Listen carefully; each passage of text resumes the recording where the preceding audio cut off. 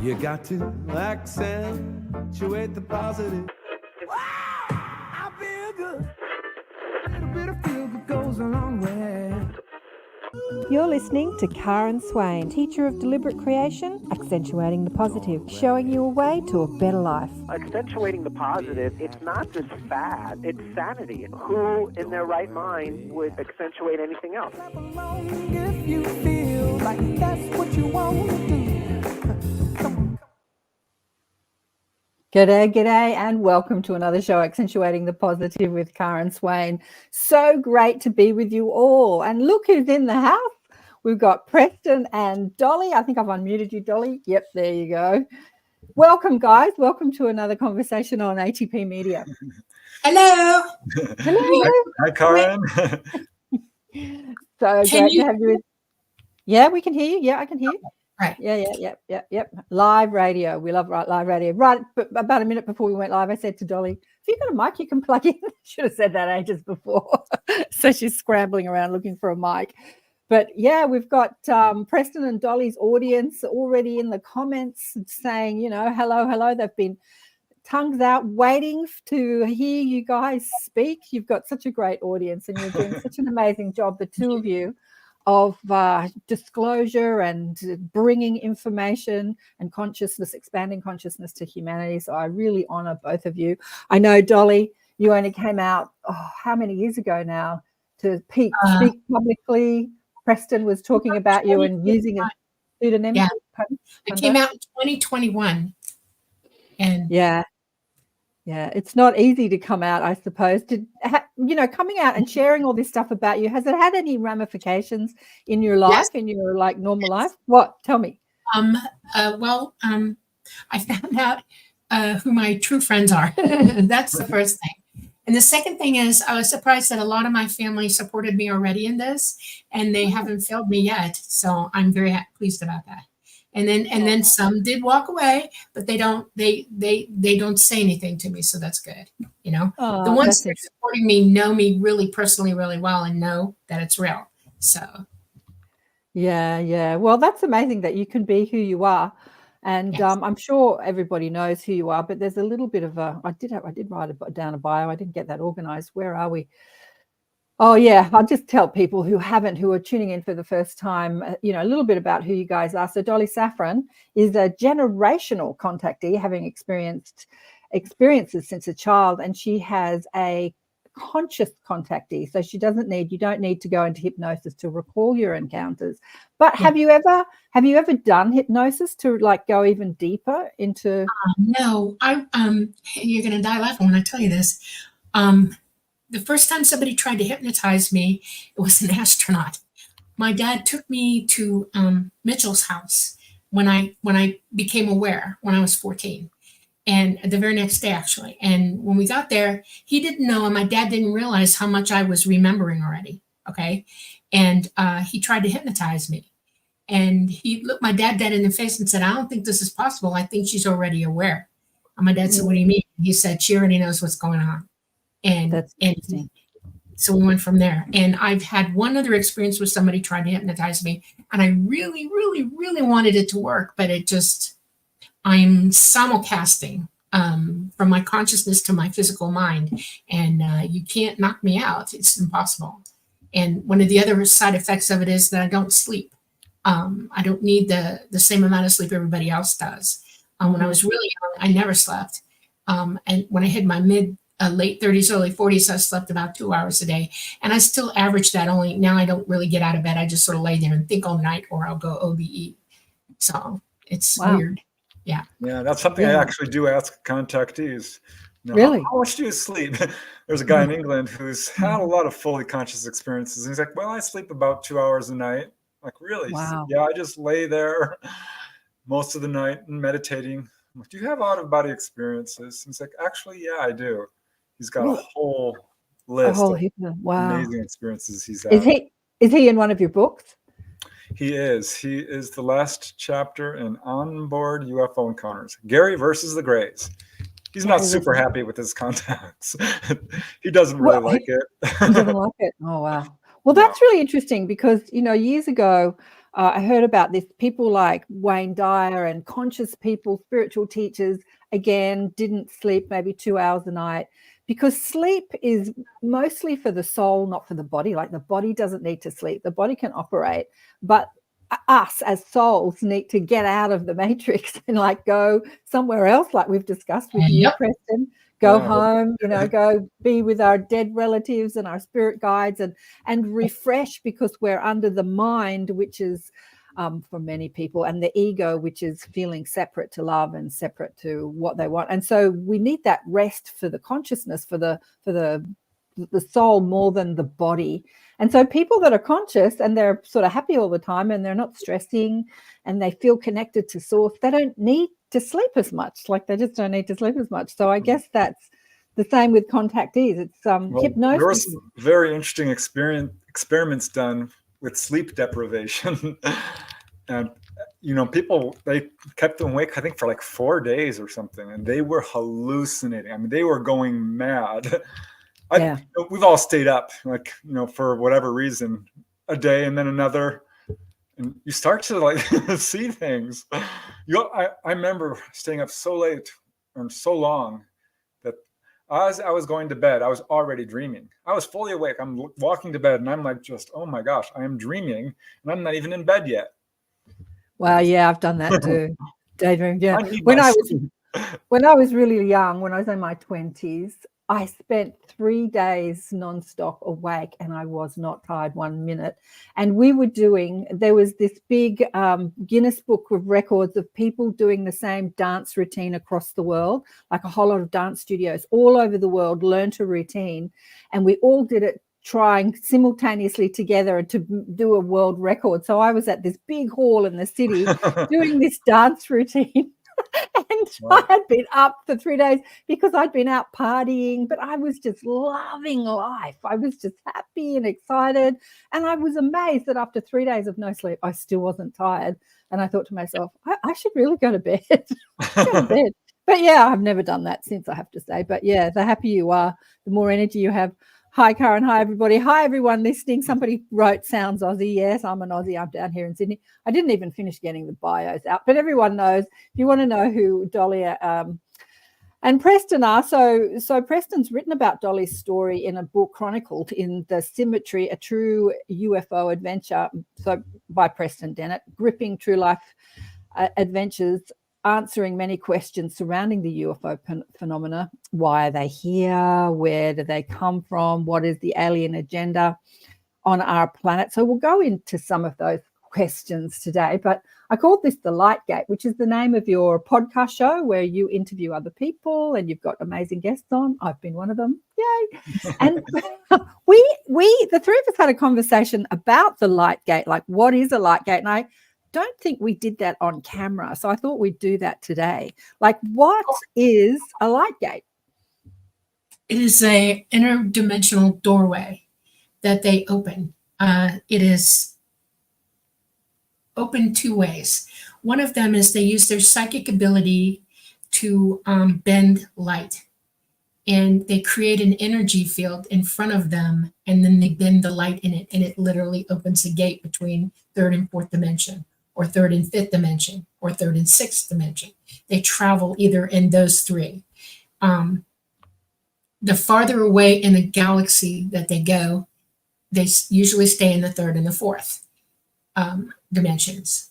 But they do travel across the universe sometimes, and that would be the fifth and the sixth dimension that they go to. It's a much quicker way across. It is. It takes a good minute, and it takes energy from the craft. They direct an energy beam in front of them. It's usually about 1,000 feet in front of them. If there's more than one craft involved, everybody gets involved with this, with their psychic awareness energy, and they all join together. And it's a much bigger light gate the more people that are going through. And once you get the energy beam directed, then the light in the beam must be bent, and it opens a doorway between dimensions, and they shoot through it. It takes about less than half a second, and then the last person through the gate closes the gate behind them.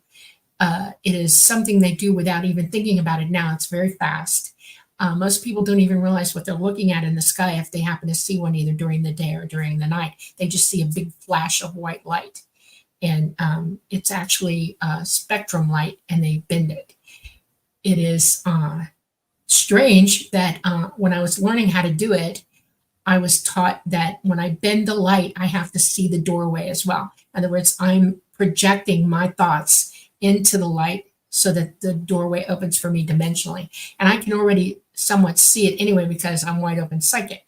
And I see the doorway, I see it open. It becomes like really dark magenta blue in front of me, and I see energy coming out of it. It spills out of it. And that's when I know, go, and we go through. I have to hold my breath because interdimensionally through the gate, there's no oxygen. And you have to get through the gate, no oxygen whatsoever. There's nothing, no life, no nothing between it. And, but if you're in a craft, isn't there oxygen in the craft?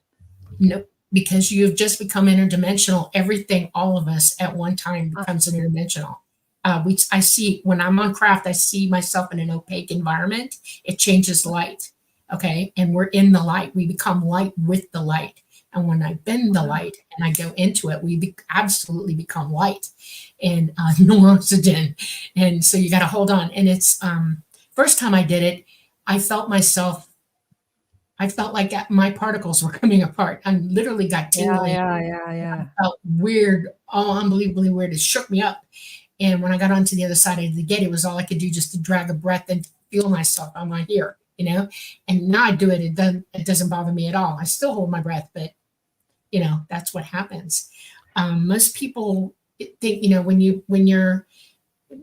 the way science explains this is that if you're going to interdimensionally travel, and Einstein came up with it, was that you bend, you know, light in the universe and in our galaxy or wherever you're at, and that you draw the two closest points together, like on a graph. Well, that's literally what they're doing. They've bent the light so that you can travel huge amounts of distance in the time it takes to just go through the gate. So, Dolly, when you say they, these are the mob that you know, that you hang out with, but they include all extraterrestrials, like all Star Nation? Like, does everyone know about this? Who have this ability, who have this technology, know what everybody else is doing. They're in a community together, like a consensus or a communion of people. Yeah, like there's all these different, you know, flavors on Earth, but we all drive cars, sort of thing. We all know how to drive on the road. So, like all these different flavors in the universe, they all know how to utilize the light gate. Is that what you're saying? Yes. It is brought to them. It's like you have to have the ability to understand what the technology is and use it and modify it and build it. Most of the craft that come through into our dimension are from the fifth dimension. They're built there and they're indwelled by a being who is non-corporeal in the fifth dimension, and they come through with it. So their only way in. You have to have a physical corporeal body to be seen, exist, and be here with other beings and be able to communicate with them.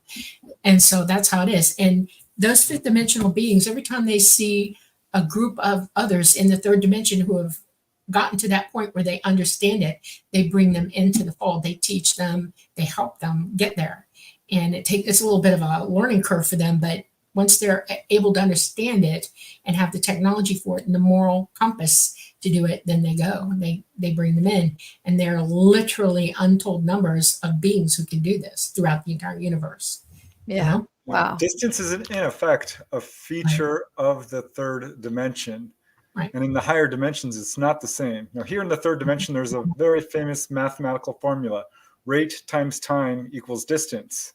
So distance is really just a factor of acceleration. You're on the timeline, right? Right. So outside the third dimension, there is no timeline. There is no speed. There is no distance. If I think something, it's all the way across the universe already being thought on the other side. I can be heard.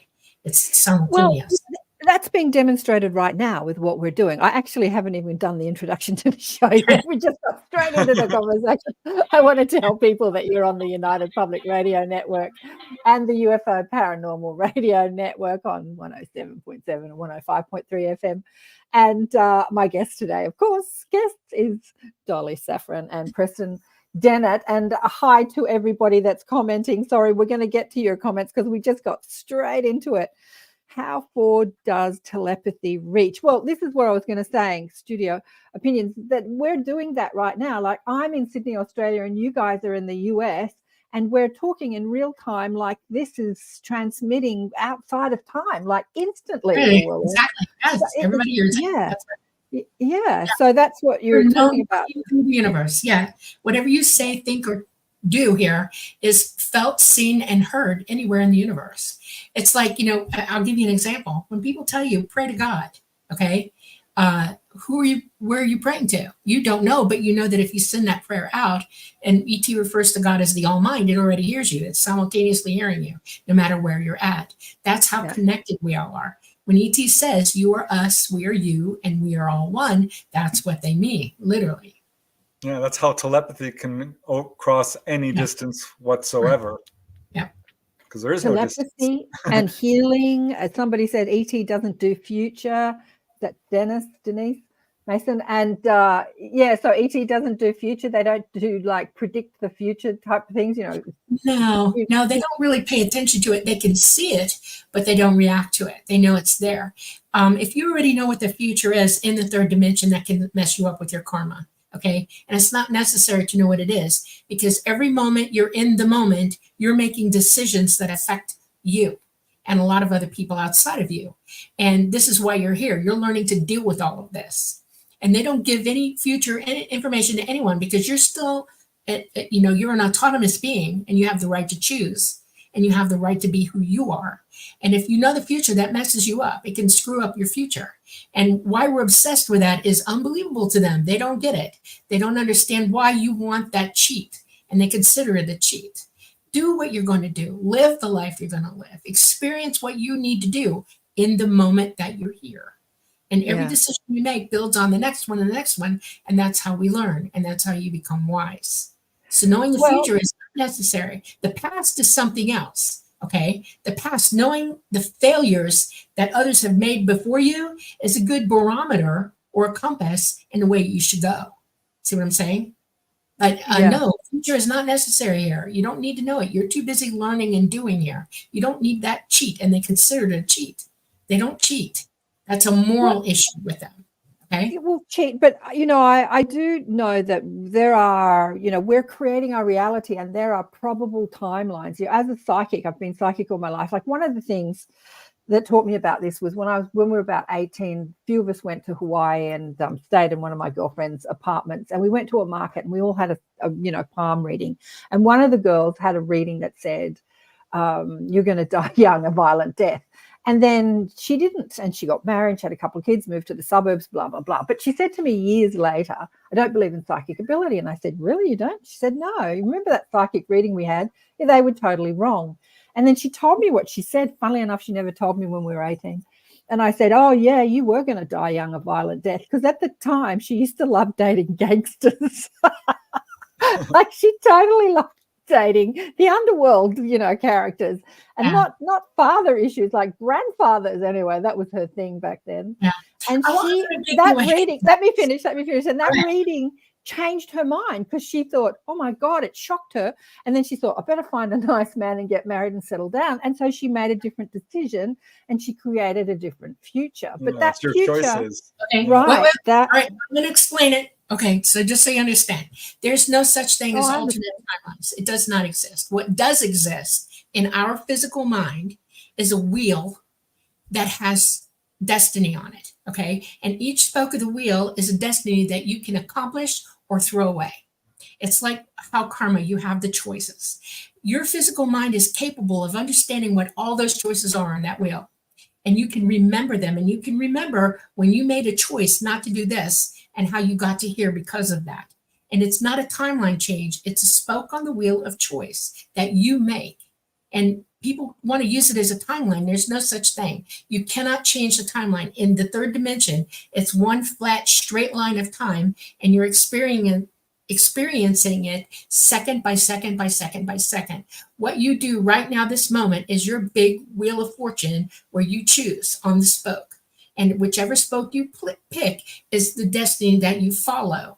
And you know that if I decided when I was 20 not to kill somebody, and I make it to 50 and I haven't killed anybody, I'm not going to jail. I'm not being put to death. I haven't affected other people's lives, and da da da da da. And your physical mind looks at that as a timeline for some reason. It's not true. That is not how that works. You are definitely on a timeline here, and every increment of every moment you exist is that timeline, and your choices are what changes things. Okay, you have to see that. Choice is what makes it change. And there's not an alternate you doing it somewhere else. That doesn't work. It does not work. It cannot. And I'll tell you how I understand this, what they taught me. When I came out of this existence, out of the third dimension, into the fifth dimension, and they brought me there, okay? And I looked around and I realized that all of a sudden in my head, I knew everything I had done, and I could almost see everything I was going to do. They told me not to pay that much attention. Don't turn my attention to it, just stay where I'm at. But to understand, and because I thought the same thing you did when I was much younger. And they said, where are the timelines? Where's the crossing and losing?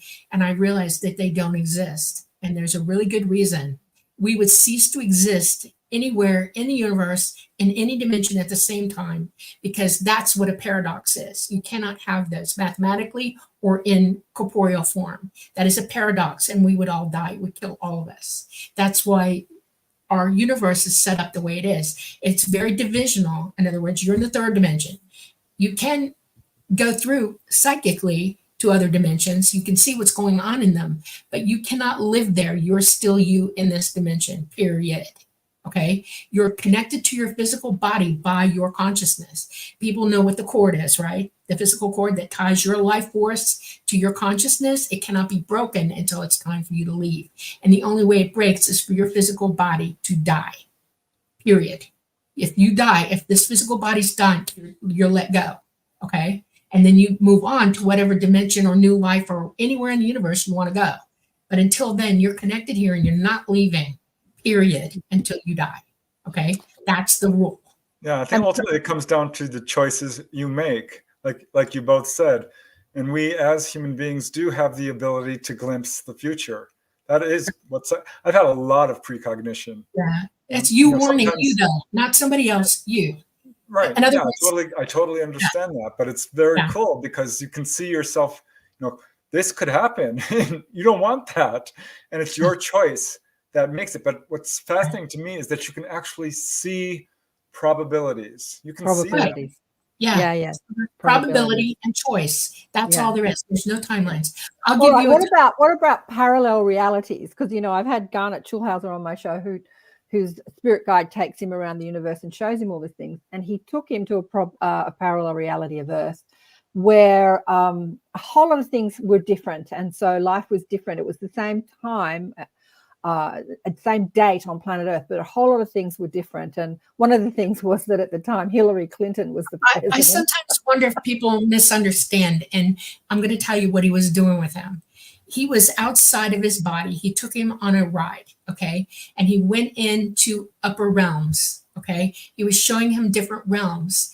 And what you're looking at, an alternate you, is literally lives you've lived, okay? Back.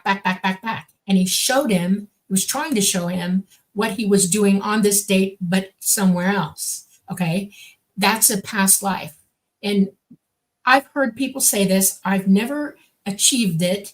I don't know if I can. I've been told not to try, that I could see myself in a future life. Because of what I'm doing now, it's imperative that I don't do that. But I've heard that there's been a couple of moments where people have seen future life, where you're going to go when you leave here. And they're very, very, very solemnly positive they saw that. And I don't discount it because I've never been told that you can't. Okay? That You've done it, Preston. I think so, yeah. I had an experience where I went out of body to the Akashic records and they were showing me all my past lives. And the last one they showed me was not a past life. It was a future life. It was me as an enlightened person. This was my impression. They didn't say that, but I'm looking at this guy. I'm like, oh my God, that is me. And he was, full on enlightened. So he was on Earth. Made me cry. Made you cry. Oh. And you were male. You were on Earth. And did you have any details around where you were, what time, what date it was? Nothing. Just Only what he looked like. He was a man. Were you on Earth? I was no. I was in no. This was on the Akashic plane. No, I I didn't see any location. Okay, you don't. So you don't know if you were on Earth or not. I didn't see any location. I know nothing about his life, other than he was male and he was full on enlightened. I just had the impression, I'm like, this is, one day I'm going to reach that, and there it is. Well, was that you? Was that a future life, or was that you in your sort of higher dimensional form, like that higher self? No, you may be right. It was. Yeah. All I know was like, I am going to reach that point at some point. Yeah. But, well, I mean, I'm super interested in precognition, because when I started having out-of-body experiences, I would have so much of it. I'd be like, oh my gosh. And it never really stopped. And sometimes it happens like, I mean, there was one time, this went on for like a year. I'm like, there's going to be a horrific water slide accident. I just know it. I know it. And it never came. And I'm like, well, gosh, maybe I'm just crazy. And then one day it did. And I don't want to be too graphic, but this poor kid went down a water slide and it decapitated him. Oh, God. And I just broke down. I'm like, that was it. That's what I saw. I never thought about it after that, but it was plaguing me for a year. And normally when I have precognition, it's like the day before, maybe a couple of days or hours. I once had this dream that I was in a SUV and it went off the road and it tumbled and I was going too fast and I was okay, but I was pretty badly injured. I'm like, this feels like one of those precognitive dreams. I think it was the next day or that day, Tiger Woods had an accident. Oh. And it was all hush-hush about what happened. But finally the details came out. I'm like, gosh, I was in that car. I felt it. Because for some reason I connect to things that interest me. It can be shipwrecks or animals or, something that affects me in some way. And when it's on TV and I'm watching it, I mean, that's where I get a lot of my precognition. I'll sit down in front of the TV and I'm like, well, there it is. That's exactly what I dreamt. Yeah. And that happened before the accident. I knew. Bizarre. So how I want to explain to you what precog is. Okay, I was taught this. When you're psychic and you hear outside of yourself all the time, your consciousness can hear everything that's going on in the universe. You can have conversations with anybody, anywhere, at any time. Okay, outside the third dimension, even all the way up. You can have conscious connection to the all mind as well. It can download you. Okay, this is your consciousness. Until you achieve that form of psychic ability, you can hear and see at will things that are coming at you, because you just extend your consciousness out and let it tell you what's happening. You can't exactly see it. You just know it. It's like intuition in the extreme. The first time that it ever happened to me, and I wanted answers then because I wanted to know how I could possibly know this. This is something I've never told Preston, and you're all going to hear it first with him. I knew Kennedy was going to be shot. I knew it. I tried to tell my dad, something's wrong. The president is going to die. Somebody is going to shoot him in the head. I knew it, and I couldn't do a damn thing about it. I mean, who talks to a 5-year-old, right? And when it happened, I became unglued. I was at school. I was in kindergarten. My teacher became unglued. And when I heard her tell us what had happened, I was inconsolable. They refused to let me be in our own house. They took me to my great-grandparents' house, and we watched the funeral from there where they and my great-grandmother's very psychic could walk me through it. And I wanted to know when I got older, how is this? Because I precog all the time. And it's your psychic ability talking to you in a way that, how you have intuition here, like you feel bad, this person's got to have a bad day, or this is going to happen, or he's going to call me, or I know this song and it comes on the radio. It's that kind of intuition.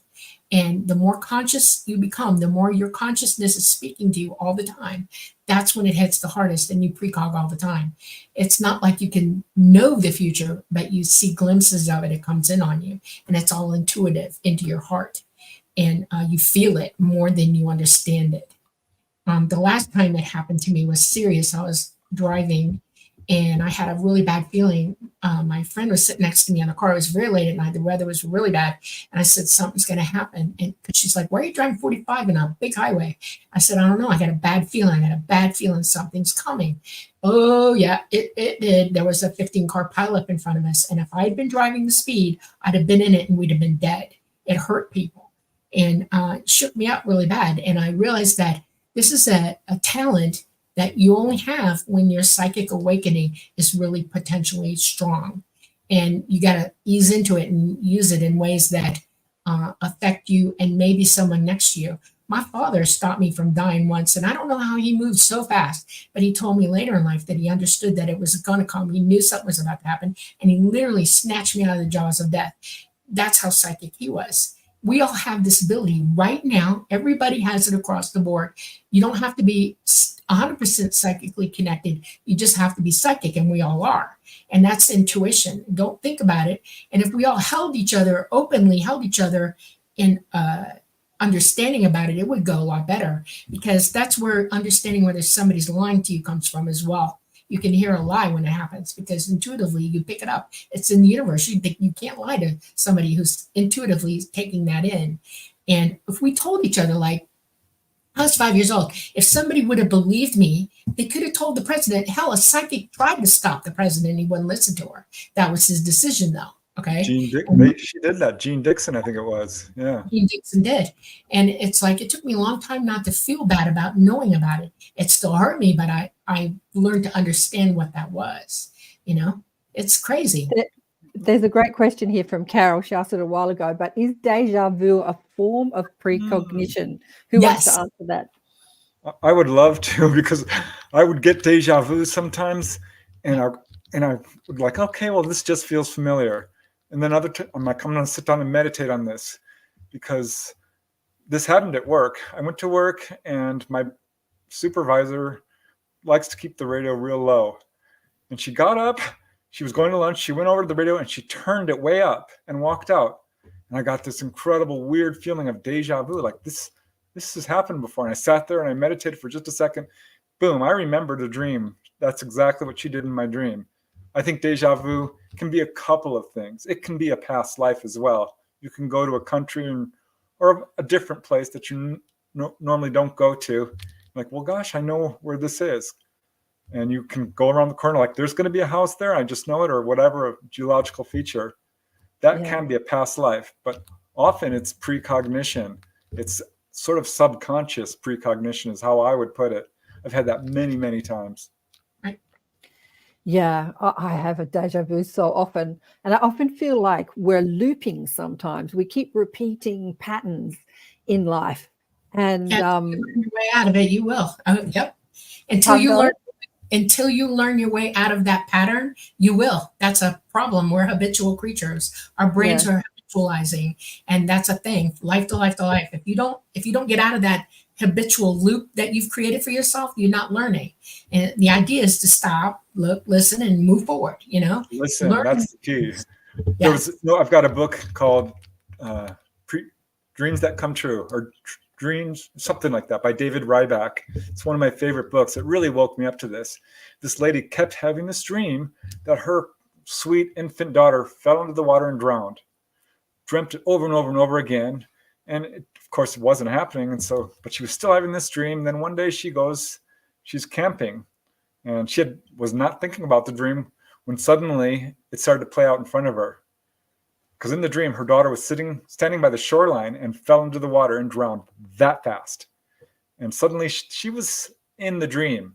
And she looked over, and there was her daughter standing by the shore exactly where it was. She ran so fast and scooped her daughter up. The dream did not happen, but she listened.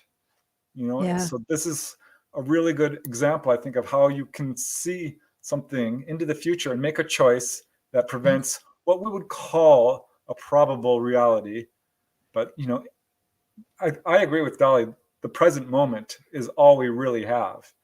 But if you expand your awareness, you can dip into the past and the future and sort of expand your present moment. Yeah. Yeah. I mean, the present moment is the most potent part of life, because that's where you're actually creating the future like we've discussed, in the choices that you're making in the moment. in the moment, not dreaming about how it can be, but the choices that you're making in the moment. How do I feel right now? How do I feel right now? How do I feel right now? Driving. Here's another one. That's I've perfect. got a lot of these stories, but, right now. Perfect. Okay. I was driving down the. May I, Dolly? Oh. Because I just want to forget this one. It was such. I've had a lot of precognition. It's just so interesting to me. And I was driving down the freeway once, and I just felt this cold, clammy feeling of death stalking me. Wow. I'm like, you're crazy. Don't think about that. And then it just kept coming at me. And I'm like, ooh, gosh, I am getting scared. Because this is an LA freeway. And if you've ever driven on a freeway in LA, it's dangerous. You take your life in your hands every second. Yeah. So I slowed way down. And I was in the fast lane. I'm like, I need to get out of the fast lane right now.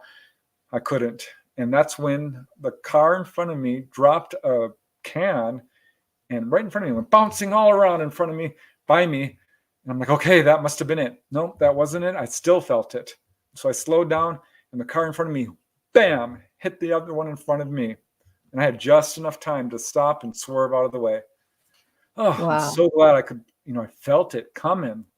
And I was shivering afterwards. I'm like, ugh. Yeah. I think we discussed this, you've already said it, but we're streaming on Rumble today as well as YouTube. We're on 3 or 4. Couldn't get on the UFO Paranormal YouTube today. Something went wrong. I think we're on Gods and UFOs or something. What's that one called? And my YouTube channel and Dolly's YouTube channel and Preston's YouTube channel. But here we go on Rumble. Could your dreams tell the past and future? I think we did talk about that. Who wants to answer that? In an abstract, yes. We remember the past like we remember everything. In the physical mind, if it's dreaming, remembers things in sequences or emotional feelings or colors or smells or whatever you remember, how you remember or connect to that event.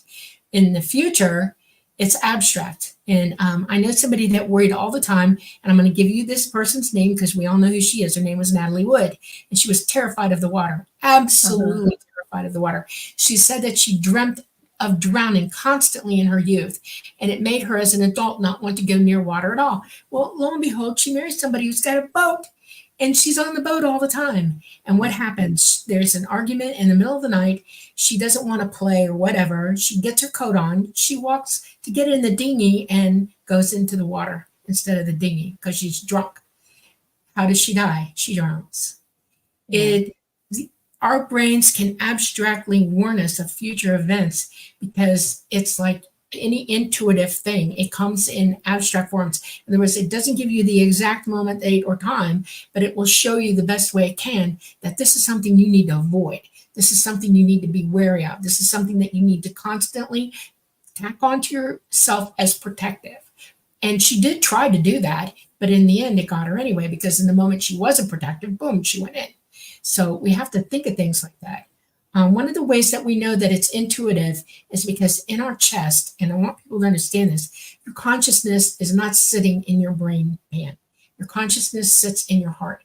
That's where it enters all the cells of your body. The first electrical conductivity of your body is your heart, and it attaches to that electrical conduit, and there it stays. And people say, oh, it just hurts my chest, or it hurts my guts. I feel it. It's something that's warning you that something's about to happen. It's your consciousness, because it's not reaching your physical mind fully yet, and it's trying to tell you here. Think about that. Think about that hard. That's real. That is something that is tangible, and pay attention to it. It'll help you develop your abilities as well. Yeah, absolutely. Now everyone's talking about Natalie Wood and how she died. Everyone's debating online how Natalie Wood died. It's one of the most famous cases of it, Yeah. Even Napoleon dreamt of how he was going to die, And that's very common among the saints too. Yes. And other people who are, enlightened. I've got a book called Graceful Exits, where people absolutely knew they were going to die. And you can see this. There was a little girl who passed suddenly and unexpectedly, and they found her drawings. There was all these angels. She was drawing angels. And she came up to her mom and started asking about life after death. Yeah. It was like 3 days before she died. She knew. On some level, she knew. I think many people know on some level, like on a subconscious level, because a lot of people, you hear of stories, get their ducks in a row, you know, put their stuff in order before they pass. Right. They do things that they've been procrastinating with, like money or wills, or I don't know, they just do things and get things organized and then they pass. Yeah. I've had quite a few friends that have done that. Yeah. All right. Well, where are we going to go here? I'm just looking at all these. I believe God is sovereign. I think he gives us warnings, Joe Smith says.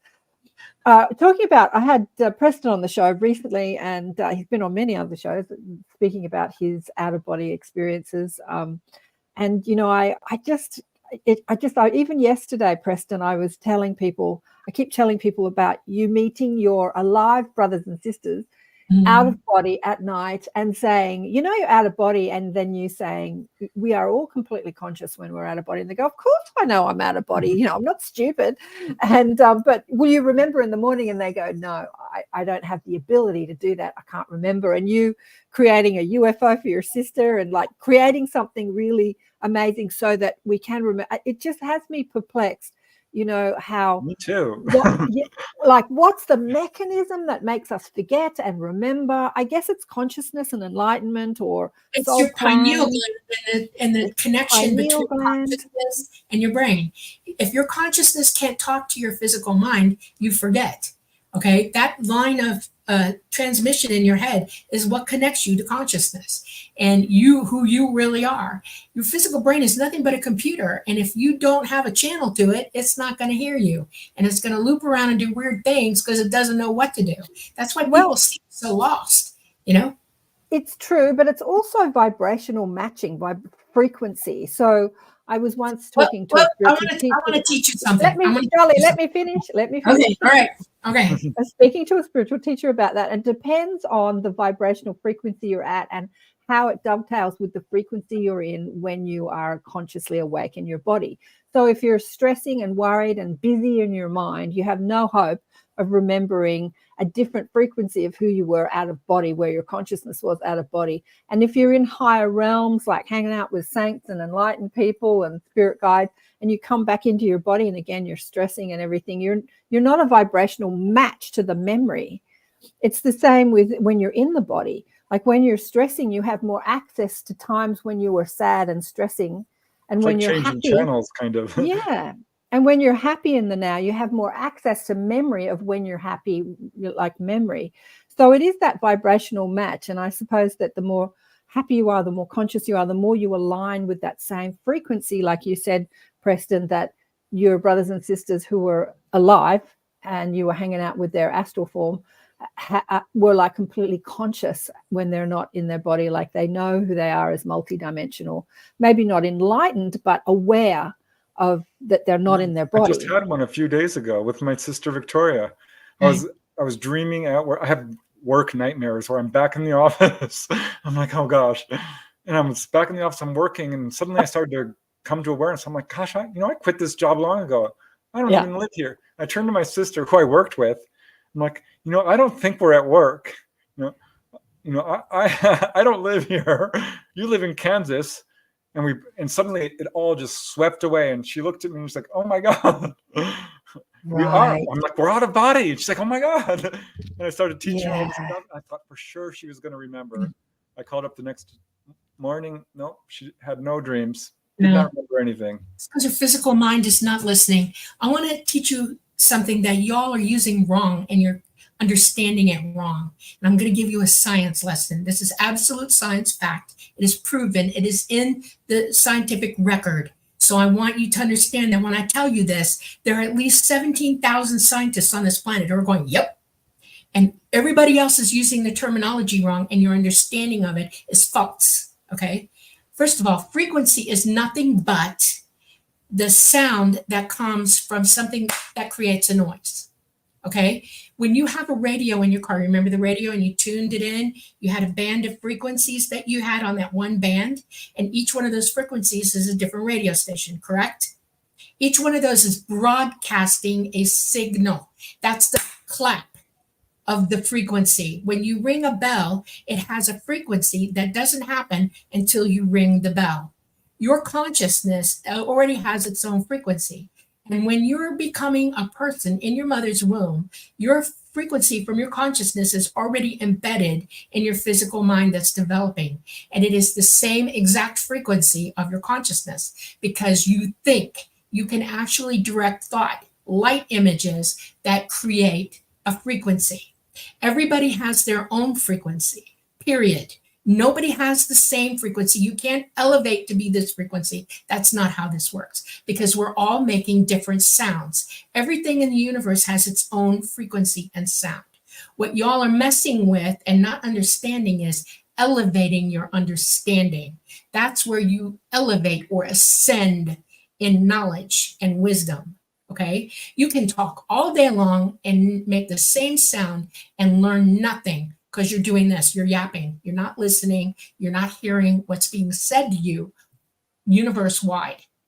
When ET travels, one of the things that I do, the way that I find you, is by your frequency. I know who you are by your brain frequency, and everyone has a different one. There are no two frequencies alike in the entire universe. It's like the grains of sand on every planet that exists.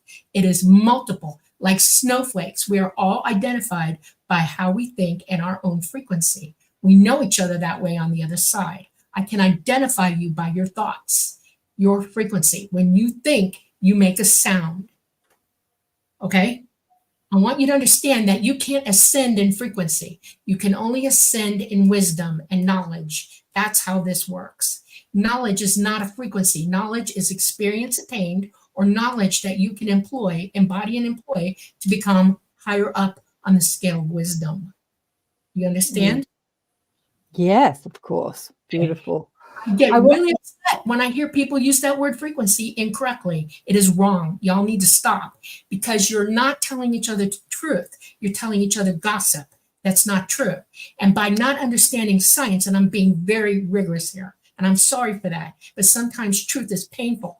You have to understand this to ascend in your knowledge, because you're too busy worrying about the frequency of everything, and you're not worrying about what you're saying and doing and learning.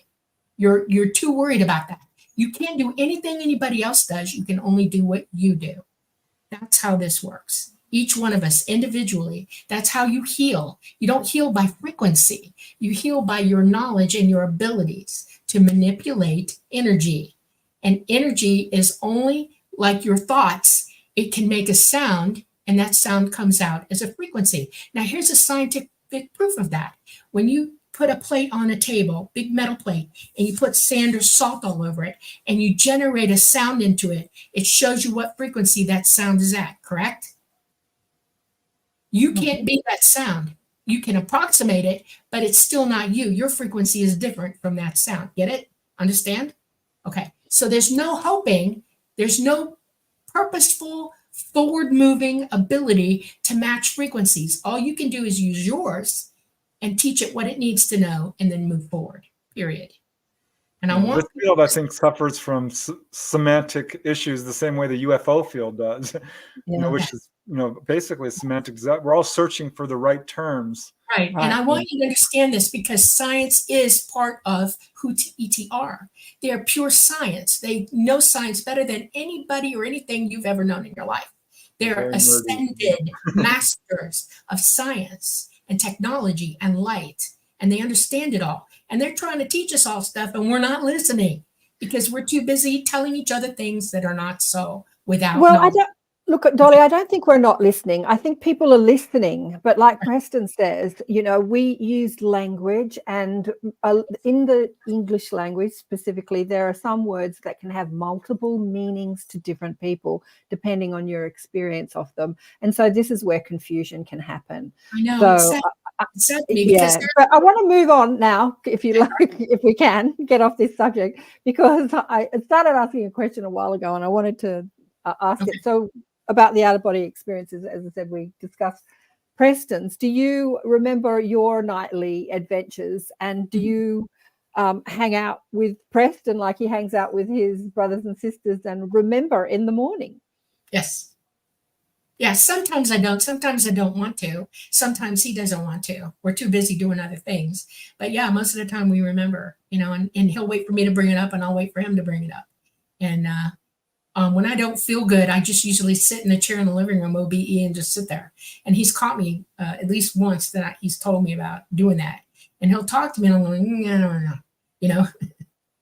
And then sometimes I'll go visit him, and he's busy doing whatever it is that he's doing, and he doesn't want to remember. He's too busy thinking through his things. So, yeah. Yeah, we've definitely had some shared ones. It's really cool. But not always. You know, a couple of times, not too long ago, I came out of body, and there was a man in the house. And I'm like, oh gosh, here we go. Here's an earthbound soul. I recognized this immediately because there's just a certain, dare I use the word, vibration? Sorry, Dolly. Frequency. I'm just looking for I'm just kidding. I'm kidding. But at any rate, you can hear him talking. I could tell that he was earthbound. He's a tall guy, kind of skinny. I'm like, dude, you know, are you okay? He's like, no, I'm not. And I'm like, so usually I try to ask their name or get some information, right?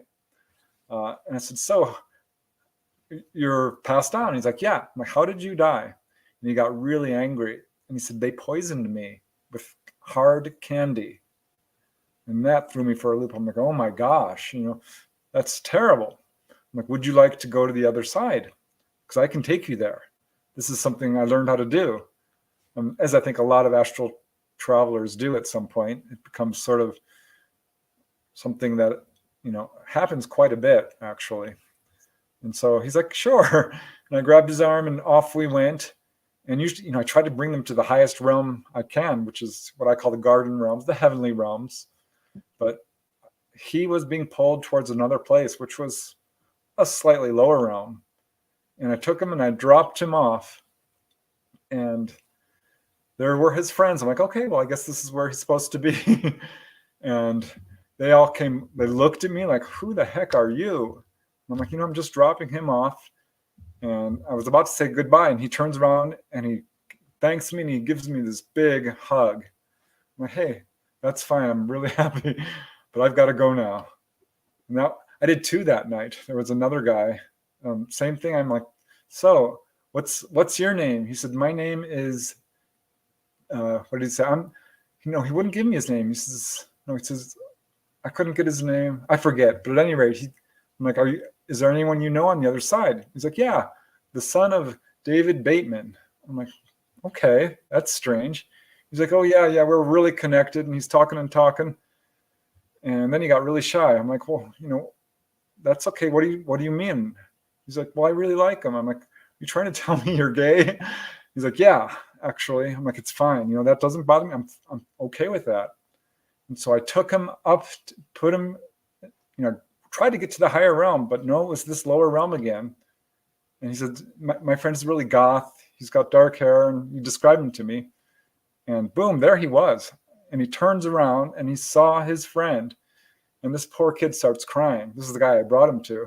And they run up and hug each other, and everyone's there, they're clapping. I'm like, oh my gosh, you know, I don't need any claps, but thanks. It was really cool. It's such a rewarding thing to do. Okay, so let me get this straight. A lot of OBEs. So the first guy with the lollies, that he was dead, but the second guy, was he out of body, or was he dead as well? He was dead. Yeah, he was dead. Dolly is kind of a medium. She has a big bright light. You know, ETs are drawn, or I mean ETs, earthbound spirits are drawn to mediums because they hear them. You know, they can communicate. Yeah. So I think that's what is going on here, because I keep walking onto the living room out of body. I'm like, well, there's a person here. What is going on? It's the crazy. We've had about 7 at a time from time to time. We have to help each other get them out. You know, it's like, okay, all right, if this is my job today, let's go. You know, let's go find where you need to be. And some are very cooperative. Most of them are, but a lot of them are so, what's the word I'm looking for? Unaware of what's happened to them. And they're not aware that they're dead. Yeah. Right. And they're so Preston's talked about taking spirits to across the veil or to different. Do you do that as well, Dolly? Yes. Why not? I mean, I'm there. You're there. It would be wrong of me to turn away from them, you know? Yeah. So they've found me for whatever reason, and I'm the door opener, you know? You're the door opener, yeah. God, the time's going fast. I just want to remind people you're listening to Accentuate the Positive Media with Karen Swain on the United Public Radio Network and the UFO Paranormal Radio Network 107.7 and 105.3 FM. It's coming out of New Orleans and another city, isn't it? Streaming out of New Orleans on the FM station. And what's the other one? Mississippi, is it? Right? No, New Orleans in Louisiana. They both are, both radios. Louisiana. Yeah, Louisiana and New Orleans. Oh, I get my American cities confused. You have to remember I'm down here in Sydney, Australia. Okay, so to Jack, let's get into this. Dolly, any news on disclosure? Quite a few people have asked about disclosure. What's going on with disclosure on the Human Planet 2024 right now? The false flag is now in operational mode, period.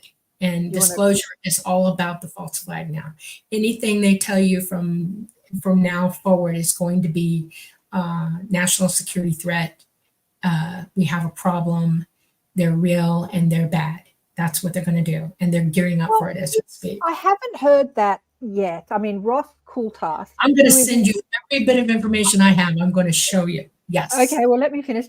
Ross Coulthard, who is an Australian journalist, and he was a 60 Minutes he's at the forefront disclosing the David Grush stuff, on News Nation, and he's out there talking consciousness. He's getting online and talking consciousness with people, and he was a total skeptic. He was your classic mainstream media 60 Minutes damning people like us, right? Damning us, we're stupid, we're crazy, we're woo-woo, and then something happened that shifted. And so he's at the forefront of all this disclosure. I know, but he's a whistleblower. He is not in the echelon of those who are not disclosing. That's the point. The government has never disclosed anything. It's only whistleblowers. Yeah. And you have to understand that they can whistleblow until hell freezes over. Most of the time, they're given sanction to say what they say by the echelon of the government, the governments of the planet, and telling them what they want them to say. They've made laws to protect these guys from themselves. And government, if you pay very close attention to when they have any meeting or anything, within 5 days after that, the government comes out and says, we know nothing, we hear nothing, nothing is true. They always go against it immediately. It has happened every single time.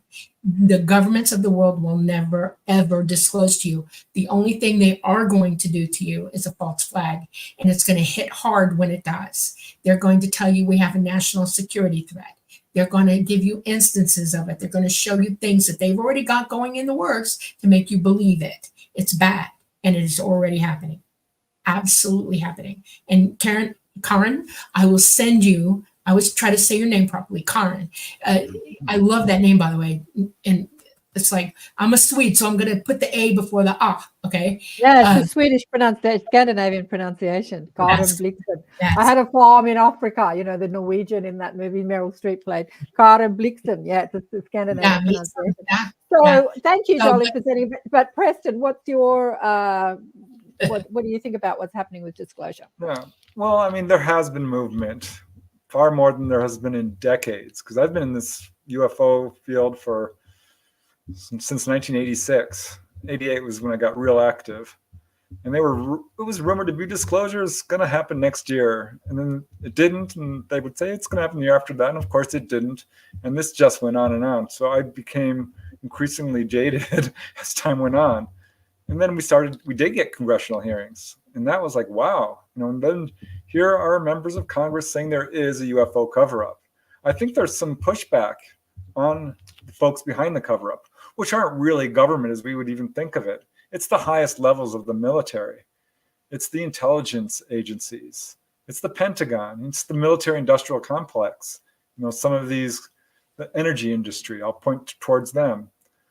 So I think, no, our governments, and I'll put that in quotes, are never going to willingly disclose. But on the other hand, you can hide the truth, you can distort it, you can ignore it, you can lie about it, but you can never destroy it. Sooner or later, the truth is going to come out. Disclosure is going to happen. It's inevitable because it's truth. Yeah. All right, well, I have a question for the both of you. This is important. I have a question for both of you from what you just said, Preston. What is disclosure to you?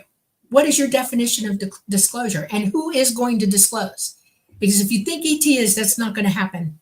So they already did. Well, that's that they've disclosed on their own without the governments of the world. They've shown themselves, and they did it as much and as well as they could until they had to go. Well, Steve Bassett won't use that word. He's like, it's the truth embargo. And so disclosure to me is truth. It's the truth about the way things are. And the fact is, yeah, there's a cover up, but it's been a disaster. We all know UFOs are real. If you do any kind of objective research for just even a day, you will know that there is absolute truth and reality to the UFO phenomena.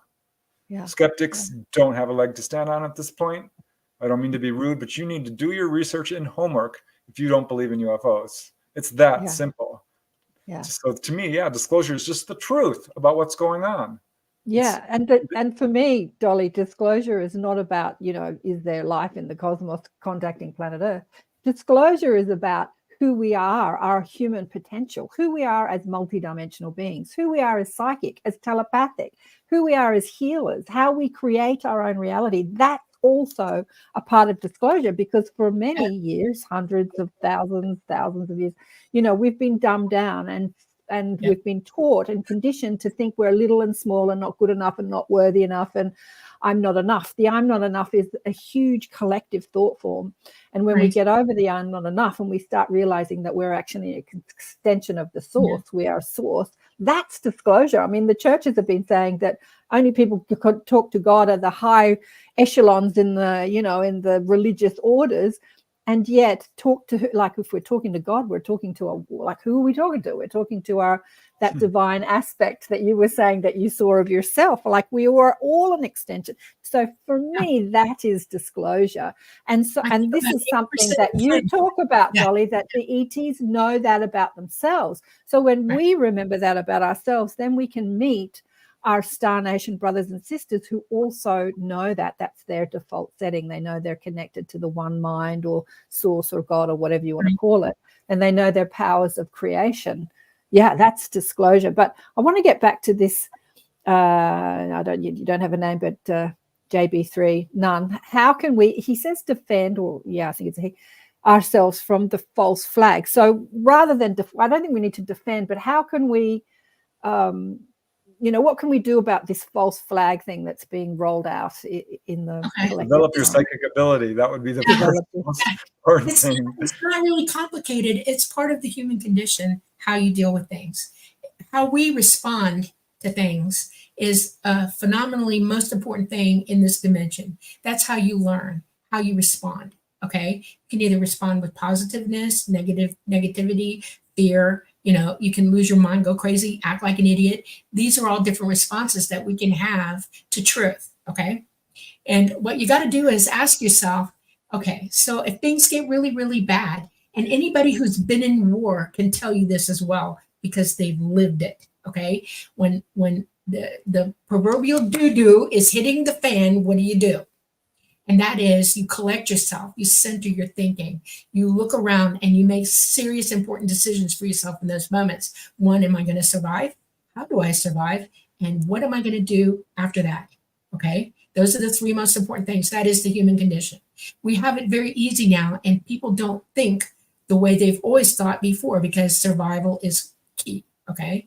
If I want to prepare myself to leave the planet and get away from it, and I've done what I came here to do, I've come here, what I've wanted to experience, I'm going to leave gracefully at that point. If they want me, they can have me. I'm out of here. Okay. That's how some people will respond to this. Other people will keep looking for religious relief, and that's going to be an interesting response all by itself.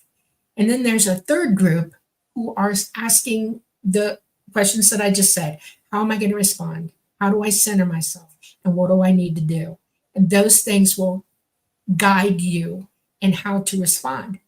Like if you've got a big hurricane coming at you, and I've been through this multiple times coming from Florida, and it's on its way, and it's going to get here at a certain time, blah, blah, blah, blah, blah. So you pack it up, you waterproof it, you make sure you have water, you make sure you have food or a generator or whatever, and you hunker down and you get ready to take it because you're going to live through it. You just want to do it as well as you can. That's what we're looking at with disclosure, because we have a lot of things going on around that as well. And we have a lot of agendas going on. The military, the government worlds have an agenda. Our agenda is literally just to know the bloody truth and to be able to ascend in knowledge and wisdom and make more of ourselves than we are. But we also live in a physical world where the hurricane is coming. So ask yourself, how are you going to do this? We know that we have CMEs. We had one today, by the way, a big one, and it's coming next 2 days. It's going to hit. Watch out. Pay attention to the energy that thing's putting through to us. Our sun is in a very heavy cycle, and it's going to keep doing this more and more and more and more now in our future, all the way through our days from here on out. And it makes things even crazier than they really need to be, unfortunately, and people start losing it from them. It causes heart attacks, it causes mental problems, it causes, your immune system to attack you. It does all kinds of things to you from our sun alone. That's something that we need to be paying attention to. And that's part of disclosure. The importance, that's why I'm talking, because it's not just what they're planning to do, it's what our solar system is doing to us as well. And we just need to be informed. We just need to know how to take this day to day to day. We need to help ourselves. And like you said, develop our understanding. Our consciousness needs to be worked on big time. And I think 80% of us on this planet already realize this. They're working on it. I hear more and more and more people every day of my life in a chorus of, okay, I'm here, let's talk. And I want it to hit worldwide. I mean, I want 100% of everybody to go, all right, okay, so we know what you all are doing, and we're not gonna let you get away with it anymore. And that's a big one. That's gonna cause issues. I think that's exactly how, I want to underline what Dolly's saying, how to prepare for a false flag invasion. 1, leave fear behind. Recognize that you're an immortal, eternal being. Death is not the end. Leave fear behind. Don't let it be a guiding force in your life. Instead, let knowledge guide you. Do everything you can to learn the truth about what's going on. 2nd would be to become independent to the ability that you can. Connect with your neighbors, build a community. This will help you to survive.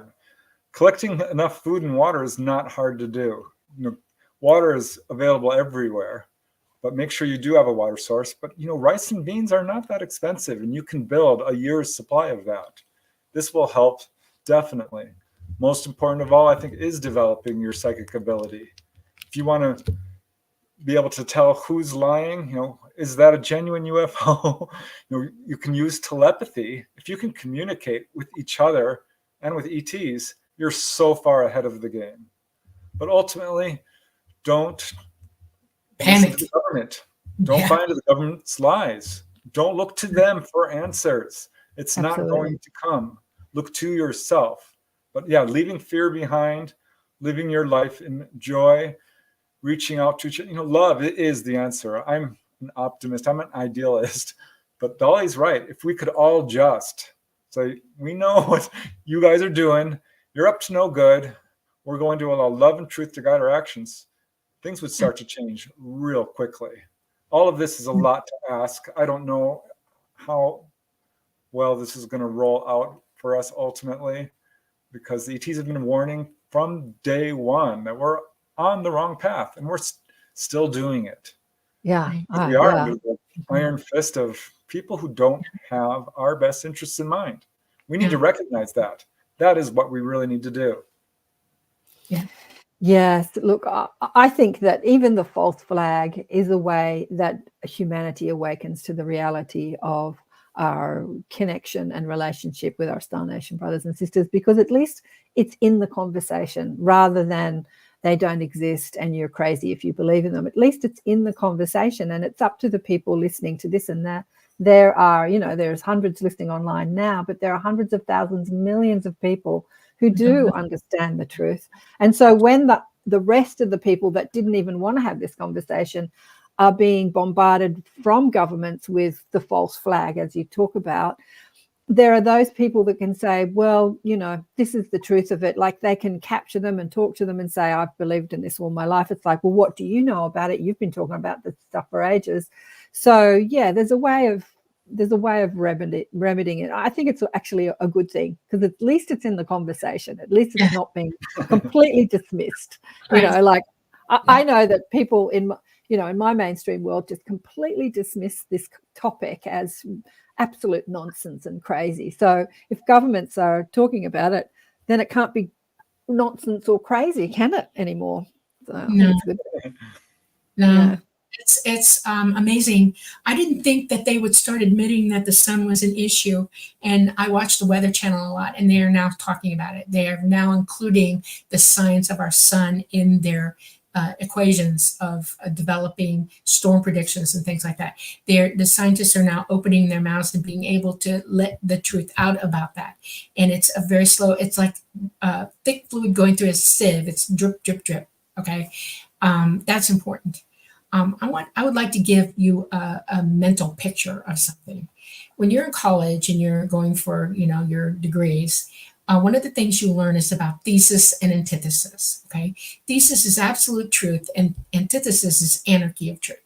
Okay, and there's a pendulum swinging between those two things, and everybody's heard about the pendulum that swings and where we are in the swing of the pendulum. Well, we are no longer in thesis. We are no longer in perfect truth here. We haven't been for eons. Where we are now is that we're at the pinnacle. We're almost to the point of total antithesis, of total anarchy. And if you consciously think about what's going on around you right now, you know that anarchy is abounding and it's getting worse every day. If we go to a third world war, you can go, ding, perfect anarchy, okay? That pendulum's got to swing back. And reality doesn't happen for most people until they see the pendulum swinging this way. Everybody's job is to understand that we're no longer here, we're over here, and to prepare for that pendulum to go whoop, because that's when all heck breaks loose, okay? And there becomes problems, serious problems. And reality will knock at your door like it's never knocked before. And I want everybody to remember that picture, because if it starts to swing, it's over. Your reactions are going to be gut-wrenching in the moment, too late, okay? Be prepared. That's all I'm saying. Think about it, At the stage. There we go. Sorry. I pressed the button. It didn't work. I'm talking away. Nothing's happening. Absolutely. Look, I was telling some friends that were over yesterday that years ago, probably about 20 years ago, when I was running consciousness spiritual groups, and we were having all this sort of spiritual ascension conversation. I didn't see the world changing in any way, shape or form. Yeah. And I remember sitting up in bed one night talking to my mob, my spirit guides, and saying, what is it going to take to actually shake things up to make the world really shift? Because everyone's just on that treadmill of what's in it for me? How can I make more money? How can I be successful? Like sort of that service to self instead of service to others. I mean, there are a lot of people in the world who are very much in service to others, but the majority not. And they showed me riots, like people rioting in the street, which freaked me out. And I just sort of I just didn't want to look at it. But it's like we're going to shake you to wake you. And then, since 2020, there have been continuing riots across the planet for all sorts of things. Like first for over the whole lockdown thing, not mentioning any of those words for the algorithms, but now it's like, the truckers and people are rioting. France has had unbelievable riots. There are riots all over the world. Revolution. Revolution, for all sorts of things. Still Pavlov, the name Pavlov rings a bell, right? Pavlov's dogs, remember he would ring a bell when he fed them? Everybody's been conditioned to this. Yeah, he conditioned them. We're all conditioned. We are, whether we know it or not. But Pavlov proved this through actual experiments. And then there was a big flood in his lab. And all the dogs, had a huge trauma. All their conditioning went right out the window. Yeah, so that's just survival mode, literally. So the trauma releases the conditioning, the collective hypnosis. Know this because sometimes they will scare the living daylights out of a person to make them wake up to the fact that they're having contact. Right. Or there'll be high strangeness to an encounter that forces you to think outside the box. Consider new ways of thinking. Yeah. It's a Twilight Zone. Just drop by to say hello. Absolutely. And we'll shake you to wake you. We will shake you to wake you. So I had a woman on the show last year, Ann Tucker, who is very predictive. She's like the modern day Nostradamus. She speaks to the angels. And she talked about the US, she's an American, will probably go into civil war. And as I watched the whole political show unfold on the internet, the Trump drama and the Biden drama, it's looking very, Very likely, actually. Yeah, It's going to be happening really now. interesting to see Yeah. what happens in November, because you guys have got your election in November, haven't you? Right. We've all been conditioned to do three things. Number one is to be afraid of everything. The other one is to be paranoid about everything. And then the third one is to hate everything. If it's not just like you, you should hate it. And we have division because of that, huge division. One of the things when I was really young, I have a huge genome, okay? There are a lot of different ethnicities in my family, and serious ethnicities, okay? And I didn't know what to do. I came home with the paperwork the first day of elementary school, and I didn't understand what they wanted from me. And my father looked at it and he said, "Oh," he said, "What race are you?" And I went, "I'm human," because I already knew that. And he said, "Write that down." And he said, don't let them tell you anything differently. You're human. And if you want to be specific, say Homo sapien sapien. And I had to show him I could write that. I went in there and my teacher came unglued. She said, "You're black, white, or Indian, or South American, or whatever, as España." And I went, "No, I'm not. I'm a human being." And she said, "No, your race is either one of those." And she looked at me and she said, "You're probably just white." And I went, "Oh my God, I understand." And I said, "No, you're wrong." And she said, "What do you mean?" And I said, "Well, I'm going to the principal." I was one of those kids that if I didn't like what you were saying to me, I was going to go out of the school that day.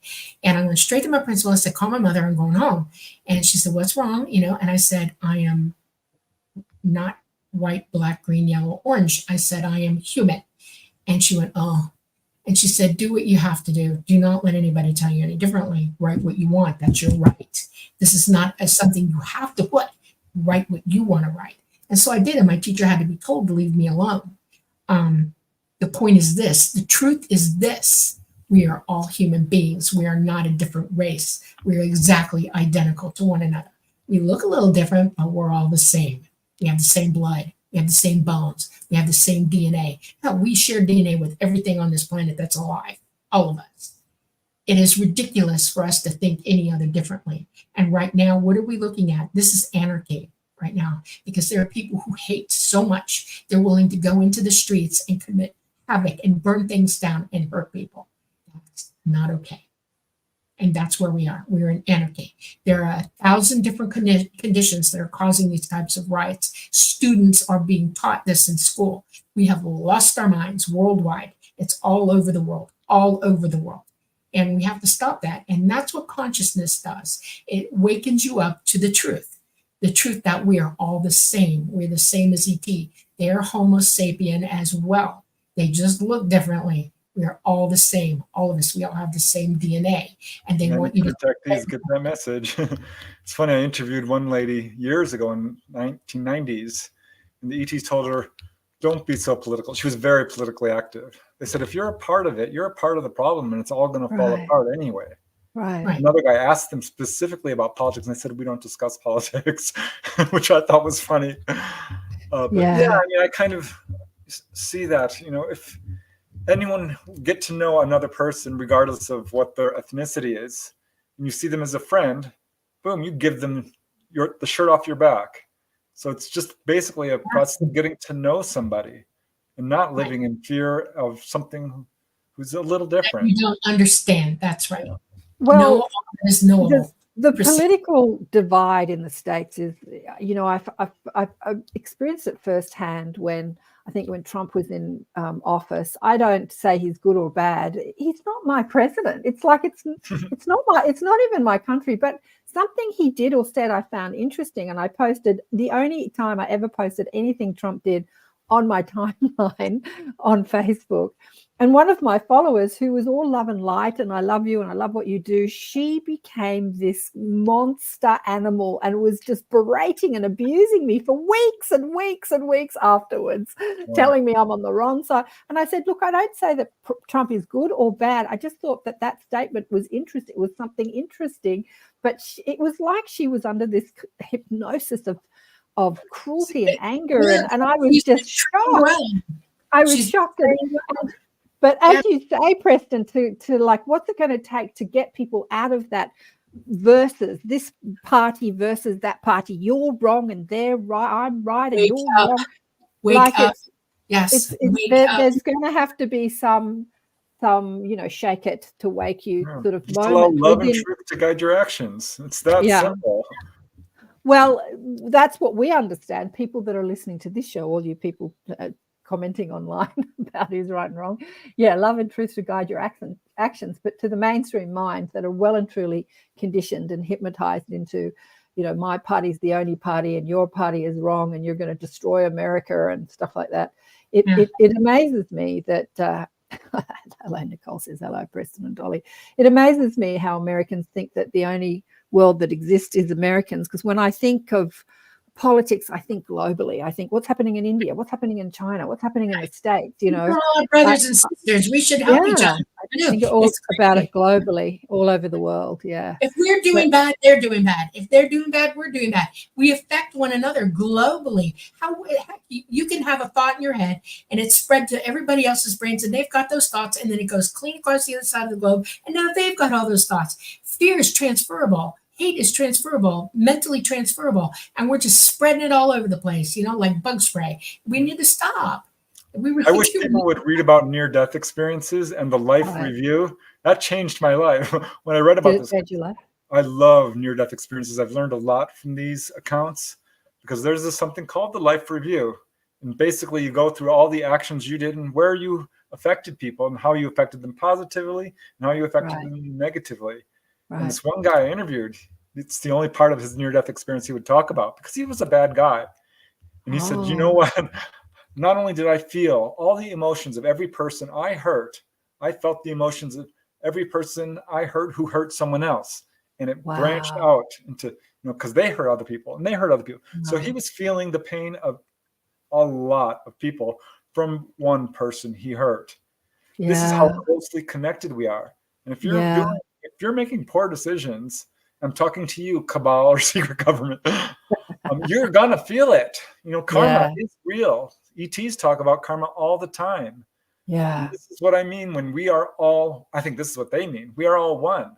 We truly are. When you're hurting someone else, it's coming back to you. You're hurting yourself more than you realize. You might not feel it in that moment, but you will. Read those near-death experiences. Raymond Moody, oh my gosh, his books are required reading. About 20 years ago, I was running a spiritual group and there was this guy that turned up. It was just a small group and he looked really awkward and like he wasn't sure if he was supposed to be there. And I sort of went and sort of put him under my wing and said, hello, who are you? What's your story? And he was shy and he was a guy that had a near-death experience and he'd never been to any sort of spiritual gathering or spoken openly about it. So this was his first time doing that. And he revealed with me exactly what you said, Preston, that he said, when I had my life review, I felt everything, every interaction. He said, I felt the ant that I trod on dying. And I was like blown away, like even the Buddhists, when they build things, they go through the soil and pull out all the worms so they don't kill the worms to the extreme. And I remember thinking, God, I've killed a lot of ants in my day. Am I going to feel every single one of those ants dying when I have the life review? But yeah, he was talking about how he just felt everything. And so he said, after that experience, he tried never to harm anything, even cutting a branch off a tree. Yeah, that's the first step in healing, by the way, just so you know, because you don't want to get to your life review without working it out here. So if you think that you've done something here that you need to work it out here. Think about it now. Heal yourself. That's what they mean by it. We are, as you say, the creators of all kinds of things. And the worst thing we can create is from within here. Okay. You can create all kinds of images and make buildings and create hospitals and everything. But if in here isn't okay, you're not doing a good job for anything or anyone. You have to heal here first. That's the point. Okay. Absolute point. If we all did that, we would be willing and able to ascend. Literally, most of the ascended masters that have been here to help us knew this was coming to them. They knew why they were here. They knew they had a message and they must deliver it in any way, shape, or form that they can imperatively teach to make sure that everybody gets it. before they go. And the whole time they're doing this, you're wondering, why do you deny yourself this and that? Why are you living in a hole? Why are you being, this way and that way? And you don't understand. These people already know that they're already working out now what they're going away from. Okay, they're ascending. They're making the next trip up in ascension, and they're going into new dimensions and new things. And that's why they're acting the way they are. I've heard too many people tell me, why suffer? If you're healing, you suffer a little bit. Okay, that's just the way it is. For every action, there is an equal or opposite reaction. That's the first thing we should teach our children. If you do this, this can happen, or that. Take your pick. Think about it before you move on. Yeah, live consciously. You don't have to wait for a near-death experience to have a life review. Absolutely. At the end of each day, meditate, empathize, empathy. That's what it's all about. Connecting to people. It's funny because in near-death experiences, a lot of them, they separate from their partner because they realize, we're actually not compatible. Or they'll start giving away money to complete strangers. And their friend's like, what are you doing? We need that money. It's like, no, this person needs it more than we do. They feel that connected to people who are, quote, complete strangers. I got to tell you a funny story. I don't think I've got time. We've got 4 minutes left, 5 minutes left. My cousin years ago, she came out to Australia. She came from a very wealthy family, and she used to hobnob it with all the lords and the ladies and the rich people, and she was desperately unhappy. And then she had a spiritual awakening, and she shaved her head off and stopped shaving her underarms and her legs and became kind of monk-like. And she hated her mother, but I connected because her mother was completely insane. But I connected them again, and then she felt like was her duty to spend the rest of her life looking after her money. And she used to take her mother's money and give it away to poor people. And the mother was like, "Stop giving my money away." It was hilarious. They should write a book about it. Okay, a couple of minutes to go. Anything you want to share with people? It goes so quickly with you guys. It just goes so quickly. And thanks for everybody for all your comments. You guys have been amazing. Anything you want to share with people before? I'll just say real quickly that there's going to be a Symmetry 2, a sequel to Dolly's book. I'm doing interviews with her now. We really only touched the surface. Great. So that's coming. I'm going to put out another book on out-of-body experiences. We have a great guest tomorrow on the Light Gate for anyone who wants to join us. Who's coming up? We have Don Schmidt. He's going to continue his conversation about Roswell and how that has affected everything that we know about UFOs and the cover-up. Right. Fabulous. Yeah. I mean, Dolly, you're so eager to share because you've only just been out since 2021, as you say. You've got a lifetime. You've got universes of information to share. You remind me of me when I first got on radio. I was so eager to share, like I would talk too fast and I would talk over people because I just had a wealth of information I wanted to share with people. And after doing it for 15 years, I've learned to relax. But I can see your eagerness. So it's great to hear that you're going to put more of your wisdom into another. It's never going to go away. Okay, what I want to share is this. Love is light. We know this because in a spectrum, the white light separates and becomes many colors. And we know that each one of those colors has its own frequency of energy. Okay, energy creates the frequency. It's the byproduct of the energy that is frequent, that is light. Light comes from love. It is the most important energy in existence in the entire universe. It is what created us. It is why we are here. And I want everybody to try to embody the light, embody the love that is light, and teach it to everybody they know. Absolutely. That's what I want. I hope you do. That's all I got to say. Beautiful. Thank you so much. I've got a million questions I didn't ask because this time with you guys just fleets past. Yeah. So what have we got? We've got a minute and a half to go. Earthlings, thank you, everybody. Love is everything. It sure is. That's Thanks. Dolly knows she does, and so does Preston. Yes, he does. and Preston's on fire. Look, Preston's on fire. Thanks to Jobs.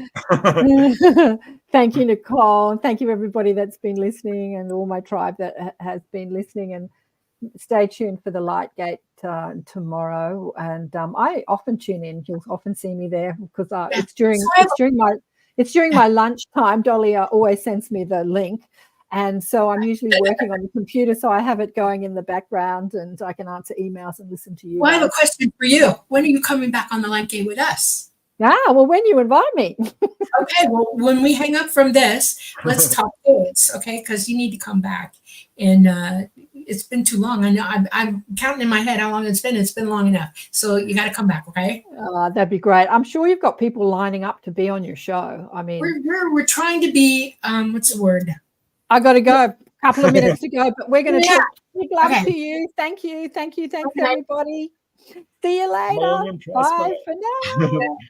Bye. I can't do that thing.